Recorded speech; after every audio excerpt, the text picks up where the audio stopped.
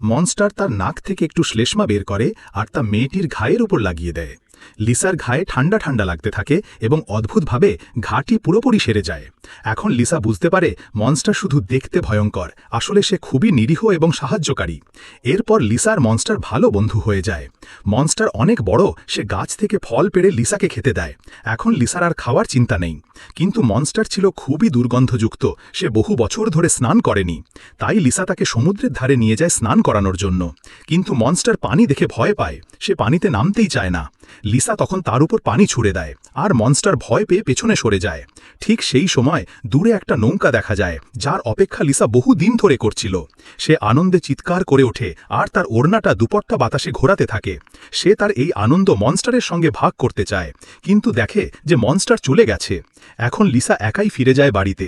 তার ঘরে ঢুকতেই সে একটা সুন্দর পারফিউমের মতো গন্ধ পায়। সে দেখে সেই ঘ্রাণ আসছে কূড়েদানে ফেলে দেওয়া তার ওড়না থেকে, যার গায়ে মনস্টারের নাকের শ্লেষ্মা লেগেছিল। লিসা সেই ওড়না ল্যাবে পরীক্ষা করায় আর জানতে পারে তাতে রয়েছে অজানা গ্যাসের কণা। এখন লিসার মাথায় একটা বুদ্ধি আসে, সে আবার একটা নৌকা নিয়ে মনস্টারের খোঁজে রওনা হয়। মনস্টার লিসাকে দেখে খুব খুশি হয়। লিসা এবার মনস্টারের কাছে তার নাক শ্লেষ্মা চায় আর মনস্টার তাকে তাদের বন্ধুত্বের কারণে নিজের নাক দিয়ে দেয়। কিন্তু মনস্টার জানত না এই বন্ধুত্বই তাকে এক বড় বিপদের মুখে ফেলে দেবে।